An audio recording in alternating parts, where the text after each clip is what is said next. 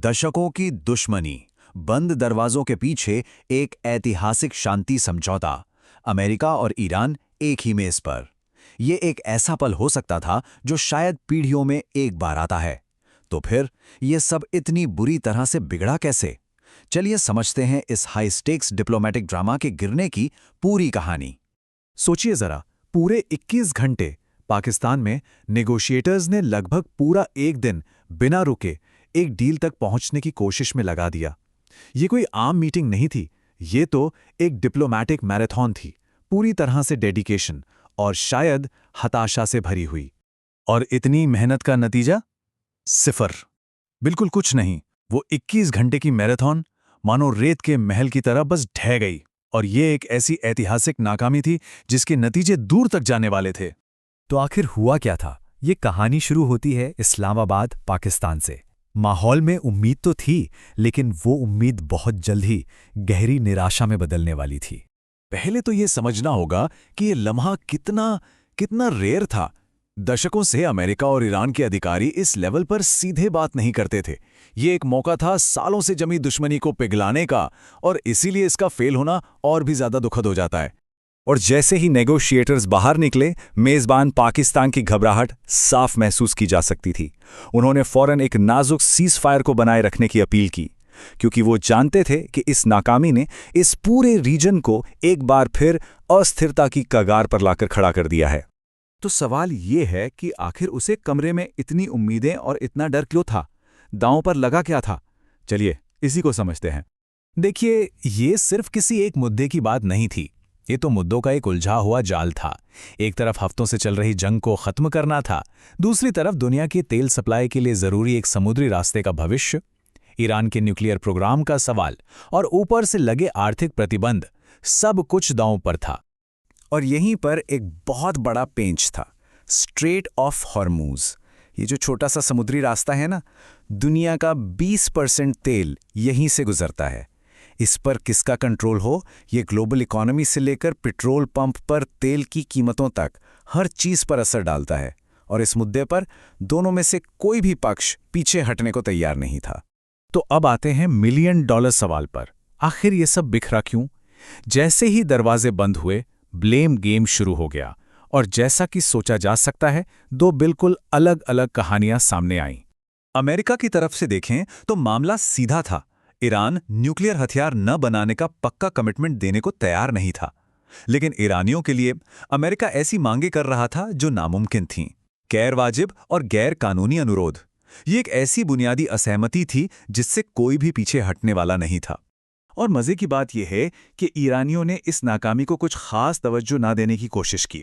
उनका कहना था कि भाई, किसी को भी एक ही मीटिंग में किसी समझौते की उम्मीद नहीं रखनी चाहिए थी।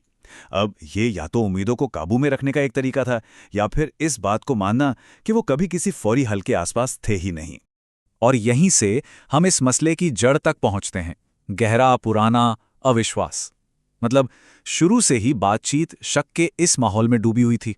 और सवाल तो यही उठता है कि जब दोनों पार्टियों को एक दूसरे पर जरा भी भरोसा ना हो, तो क्या कोई असल समझौता कभी हो भी सकता है? अब देखें, ये जो डिप्लोमेटिक नाकामी हुई है, ये कोई हवा में नहीं हुई। इसके असली दुनिया में असली नतीजे होते हैं, लोगों पर, इकोनॉमी पर और पूरे रीजन की स्थिरता पर। चलिए जरा इन दूर तक जाने वाले असर पर एक नजर डालते हैं। इस नंबर को देखिए, 2000 से ज्यादा। ये पड़ोसी देश लेबनान में हुए हालिया हमलों में मारे गए लोगों की संख्या है। ये इस बड़े संघर्ष का सीधा दिल दहला देने वाला इंसानी नुकसान है, जो बातचीत के फेल होने से और भी बढ़ गया है। और ये सिर्फ एक आंकड़ा नहीं है, हर नंबर के पीछे एक जिंदगी है, एक कहानी, एक परिवार।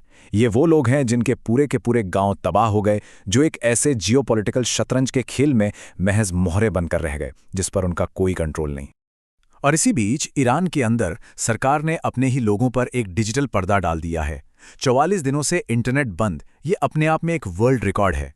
ये साफ तौर पर जानकारी को कंट्रोल करने और असंतोष को दबाने की एक कोशिश है, जबकि पूरी दुनिया की नज़रें उन पर हैं। पूरी दुनिया देख रही है और जाहिर है चिंता बढ़ रही है। ब्रिटेन जैसे देशों से निराशा भरे बयान आ रहे हैं, क्योंकि वो भी जानते हैं कि मिडिल ईस्ट में स्थिरता का मतलब है पूरी दुनिया में आर्थिक मुश्किलें और अनिश्चितता। और अब जरा एक बिल्कुल अलग तस्वीर देखिए। एक तरफ जब इस्लामाबाद में शांति की उम्मीदें दम तोड़ रही थीं, तो दूसरी तरफ अमेरिकी राष्ट्रपति मियामी में एक केज फाइट, एक UFC फाइट देख रहे थे। ये एक ऐसा सीन है जो उस वक्त अमेरिकी एडमिनिस्ट्रेशन की प्राथमिकताओं के बारे में बहुत कुछ कह जाता है। तो अब हम कहाँ आकर खड़े हो गए हैं? डिप्लोमेसी तो फेल हो चुकी है, दरवाजे बंद हो गए हैं और आगे का रास्ता बेहद अनिश्चित और खतरनाक लग रहा है। अब सबसे बड़ा सवाल वही है, आगे क्या? इसका एक बहुत ही साफ इशारा अमेरिकी राष्ट्रपति की तरफ से आया। उन्होंने एक आर्टिकल शेयर किया जिसमें नेवल ब्लॉकेड यानी नौसैनिक नाकेबंदी का सुझाव दिया गया था अगर ईरान नहीं झुकता। और साफ शब्दों में कहें तो ये एक तरह से जंग छेड़ने जैसा है, ईरान को असरदार तरीके से दुनिया से काट देना और आर्थिक रूप से उसका गला घोंट देना। और एक तरफ जहां जंग के नगाड़े बज रहे हैं, वहीं एक ताकतवर आवाज शांति की गुहार लगा रही है। पोप की एक सीधी लेकिन गहरी अपील, बस बहुत हुआ युद्ध। ये इंसानियत की तरफ से सैन्य टकराव की कगार पर खड़ी दुनिया से एक अपील है। और इसी के साथ हम एक बहुत ही चिंताजनक सवाल पर आके रुक जाते हैं।